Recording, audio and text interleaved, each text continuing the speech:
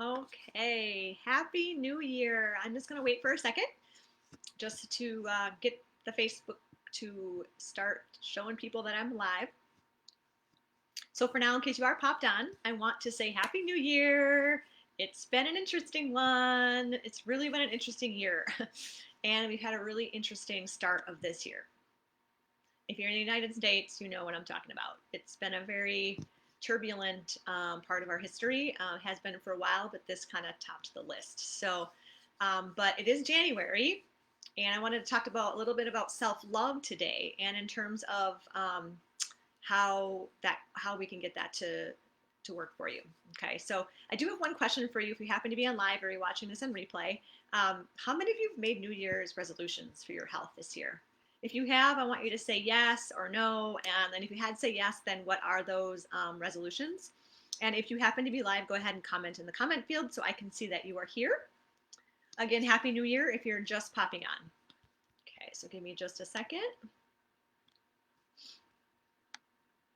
All right. So again, we're going to talk about self-love today and how important that is for you, okay, and what that is. So, and I also wanted to talk to you about my 5-day challenge that's coming up on Monday, January 11th. So this is a 5-day challenge, which is going to be live videos that you can be live with and ask me questions, or it can be on replay and then just follow along and comment on the video that day. But there will be things to do daily because it is a 5-day challenge in terms of getting you to start losing weight and starting to set those healthy patterns and then move forward from all the tools that you will receive from this challenge. And I'll tell you, you're going to learn a ton of stuff, okay? A ton of stuff on how to lose weight and not do it the hard way.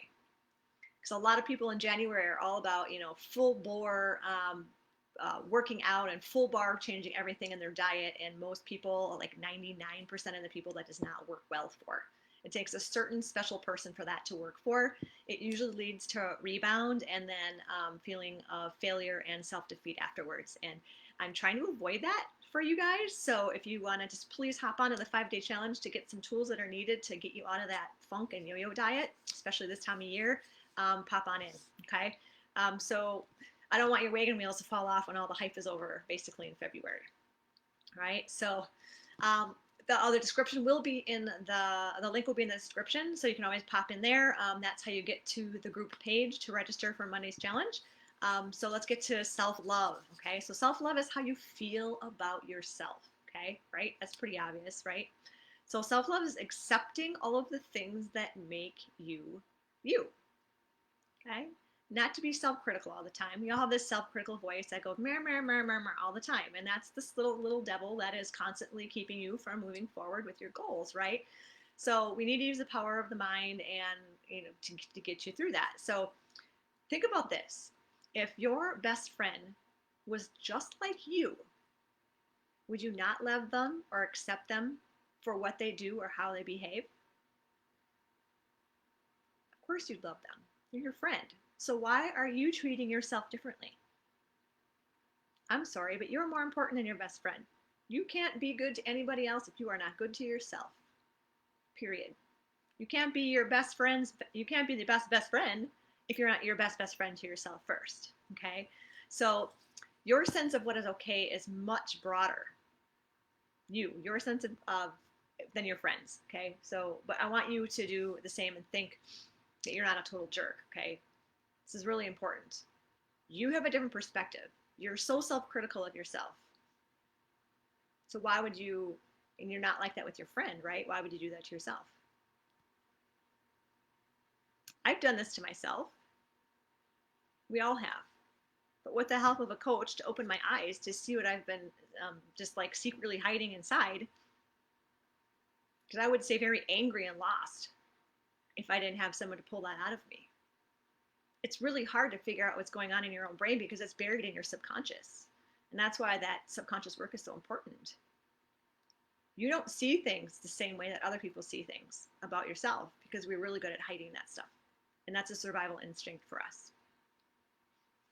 So those of you who know me probably would never have guessed that I was taught to put on a smile on my face and fake it until you make it.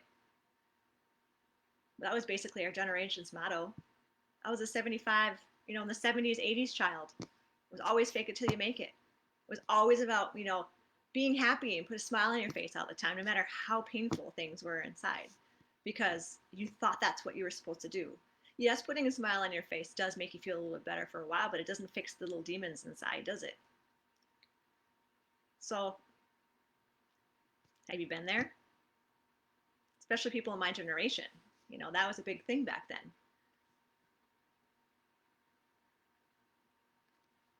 I was stuck for a while, and at first I thought I was never going to be able to get out of that. Or maybe there was nothing wrong with me, or maybe there was, and I was just burying it. There was just so many things I had to think about, but I needed to learn to love myself because of all of the things that I went through when I was a kid. Numerous things. I won't even have to get into it. But basically, it started when I was a child, right? I was teased when I was basically in kindergarten. How do you think that makes somebody feel about themselves? A feeling of self-worth, right? Which turns into self-love. If you're always being criticized all the time, your self-love and self-worth goes down. And you carry that with you as an adult. Okay, so I added that as my story instead of dealing with it. So it was my story that I told myself that it was because I went through X, Y, and Z that I am like that. Well, not I have changed things, that things happen to me. But you can change things. We have the power to change things. Working with others and listening to my peers have changed how I view my world.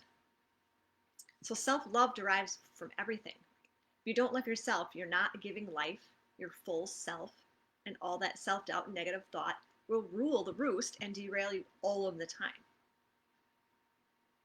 How can you expect greatness if you don't first love yourself? Think about that.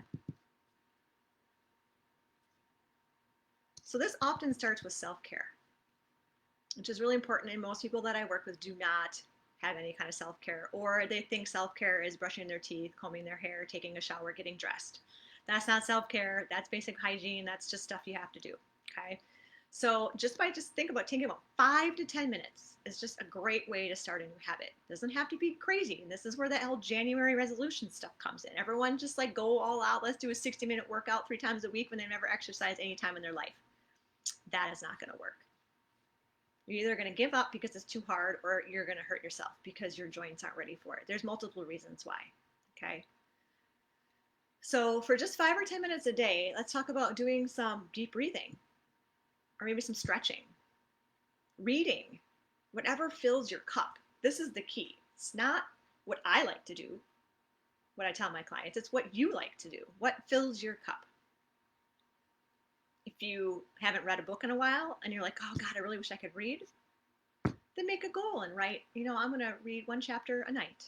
Some chapters are super short and some chapters are super long. But it's self-care because you're taking care of yourself and doing things that are important to you to revive and rejuvenate yourself. This is super important. I mean, heck, you could lock yourself in the bathroom and just sit on the toilet for an extra 5 minutes if you need to, with just like silence and breathing. If that's all you can do to get away from your kids or something. It doesn't matter. Who cares how long people think that you're in the toilet for? Because you just got 5 minutes of self-care. And that's all that matters. Okay? So try to do it tonight, because it's already 6:30 p.m. Central Time here in Austin, Texas. You can do this tonight by just taking 5 minutes for yourself. Again, deep breathing. It could be even like rubbing some pressure points on your palms or whatever it is. Reflexology, aromatherapy, anything that just makes you feel good. Okay. So now let's talk about self-belief. This is the story you have about yourself and what you are using to drive all of your behaviors. What is your story? Your story is your I am statements, I can't, I always. We think of them as facts. We always think of them as facts. I used to think of them as facts. I can't do math. I used to say that to myself all the time. I can't do math, I can't do math, I can't do math. Because I was terrible at math as a kid, but I also had really horrible teachers. Guess what? When I had to take math again, I had a really good teacher. I had some really good ways to work through problems. I had someone to help me. I can do math. It was actually really stinking easy after a while. Kind of forget how to do it again, but now I know how to do it. You can go, those training wheels are now off. Exactly what I'm talking about. So if you're saying those types of statements, then you have to ask yourself, is this true? Are you really that person? Why do you think you're that person? And can you change that? Do you want to change it? If you want to change your story, then you have to change the way you think about things. So, where are the examples that counter that? So, you think about something, let's say you're you want to be more of a less angry person, right? You want to be a happier person. And all you think about is how angry you are all the time. Well, that's going to focus your anger. You're going to be an angry person because you're always thinking about all the things you did that were bad, right? All the things that were bad because you were angry at XYZ. What about all the times in life that you were really happy and you did really good things under that context, right? So those are the things that you need to think about more to reinforce the fact that you are not that person. You're just a person that has circumstances that change, right? Okay, that's your self-belief. It always can be changed.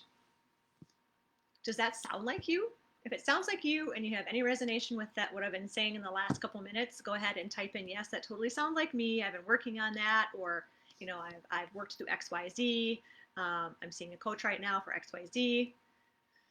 So go ahead and just comment if you can. I'm just going to just kind of pop over for a second. Okay.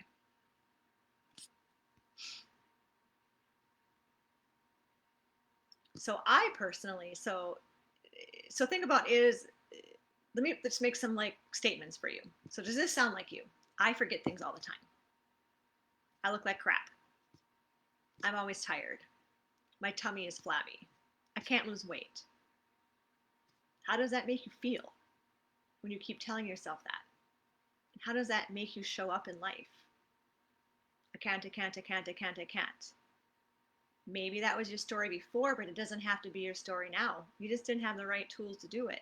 We're not taught how to use the power of our brain to get out of our own way. Now we know how to do that. Okay, now we know how to do that. And that's what I teach my clients to do is get out of your own stinking way. I had to learn that myself. So stop apologizing for a messy house. Stop apologizing for a spot on your shirt you missed or not wearing makeup.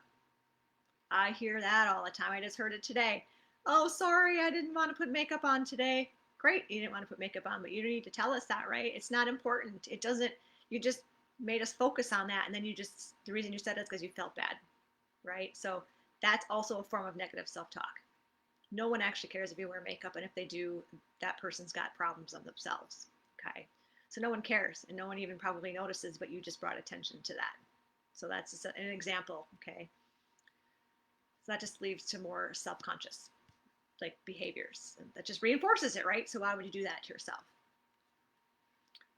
So what good did that do to speak that? Nothing. People are focused on themselves more often than not you. Sometimes they're focused on you. They're usually focused on themselves. Everyone's very self-involved. Now, if they do make a remark, because there are people that do that, they are trying to fill up their own cup in a misguided way and are being a bully. They are trying to take your power away by giving them self-power off of what you just did. They are not looking out for you. They're looking out for themselves, and that's all they care about. This person has their own personal garbage, so just ignore them. I know it's easier said than done, but it's super important, okay? So this, again, is a form of self-love. You've got to put a thicker skin, I guess, is probably the best way to put that into perspective. So feelings of disappointment, guilt, and shame are everywhere. We all have it. Some have it more than others. Some areas of life, different contexts of life, they're stronger than others. You can't just push that away and ignore it. It will get worse. It's like an anxiety. You can't, like an anxiety attack, you can't ignore that it's there and try to push it away. You have to acknowledge that it's there and do something about it, like deep breathing or take a walk or whatever it is that works best for you. Maybe it's coloring, okay? The worst thing you can do is try to stop an anxiety attack by forcing it. This is the same way. Your thoughts need to be addressed because your thoughts are trying to tell you something. Because everything that we do is based off of our bodies and mental ability to survive, okay? So you need to acknowledge it, sit and feel what and where you are feeling it. This is important. What kind of feeling and where are you feeling it?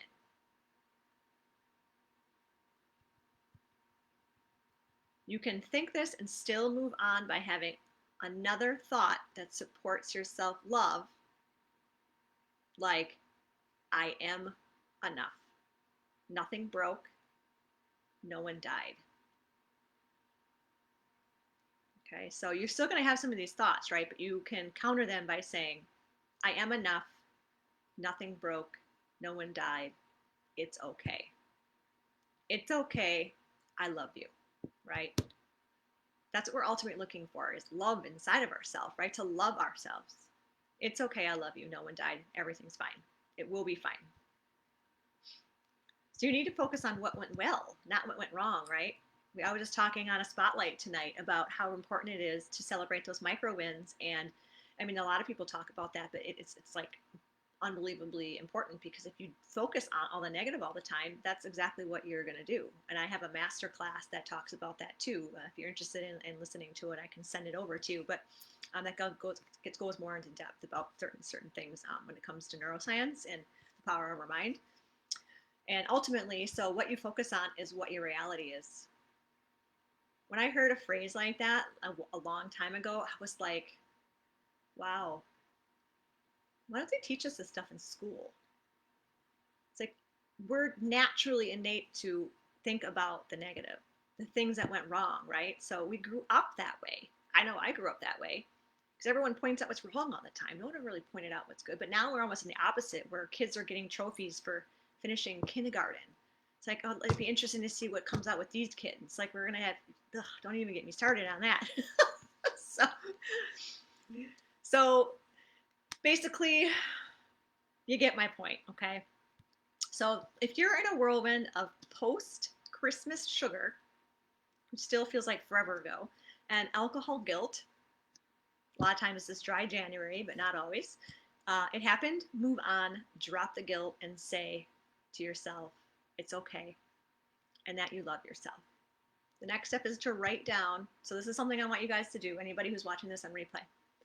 The next step I want you to do is write down 20 things and post below in the comments all of the things that you have accomplished this year, and or what you're good at. So, either or, accomplished or what you're really good at that happened this year. Even if it's, you could, yeah, we'll keep it that way. You can write it on a piece of paper and take a snapshot. That'd probably be the easiest than just typing it in the comment box. But this way, or you just show that you did it, right? You can even make it blurry so no one reads it, whatever it is you want to do. But if you want to put it out there in the world, go ahead and do that. If you don't want to post it, that's fine. But I would say, as an activity, go ahead and write that stuff down. In essence, it's a gratitude thing. Okay, so you want to have gratitude towards the things that you have accomplished. Because, like I said, the human behavior, oh my God, we want to look at the negative all the time. All of the time. It's like, it's hard to sometimes pull yourself out, but the more you do it, the more your body starts and mind starts to look for that kind of stuff. Because I've been through it. I've been there. Okay. So again, if you're interested in that 5-day challenge that's coming up, 5-day challenge that's coming up, I'm going to have, there's a link in the description. So let me know if you want to join, to make sure that you don't forget, because I know it's really easy to lose things in the notification stream in Facebook, especially if you happen to be a business owner. You can get your comments buried in a matter of minutes. So that way I can follow up with you to make sure you got everything that you need. But there is a link over in the description on how to get into the group so you can get registered, and then that's where everything will be happening with the live videos and also the worksheets. So again, for those of you who don't know me yet, I'm Erica, and I am a behavior change weight loss coach, and I absolutely love what I do. And this is my mission, is to change the way women, especially, obviously men need help too, and I can help men. My focus is women, to change the way they feel about weight loss and themselves, because the market, the world is not, it's not doing a service for women.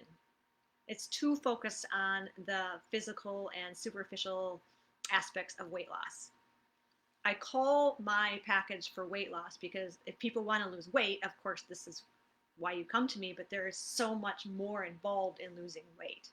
Okay, there's the mental aspect to it that's missing from traditional programs. So there's not just one thing. It's not just nutrition. It's not just mindset. It's a variety of things. And I work on the 360 approach that I approach the whole body. Okay, so it's nutrition, it's lifestyle, it's mindset, and it's movement. Okay, movement is one of the very last things on the list. So you don't have to be an athlete in order to lose weight. Heck, walk around the block. It's about making yourself feel better. That the most of the power comes from the mindset and the nutrition aspect. But again, I'm not about deprivation diets. That is not a good place to be, because what we can't have, we want more of, and that is the last place I want you to be. Okay. So again, thank you very much for joining me tonight. And when you watch this in replay, please ask questions and any kind of thing that you may have resonated with you, that anything that I talked about that may have evoked any kind of feeling. Okay. All right. Thanks, everybody. Have a great night.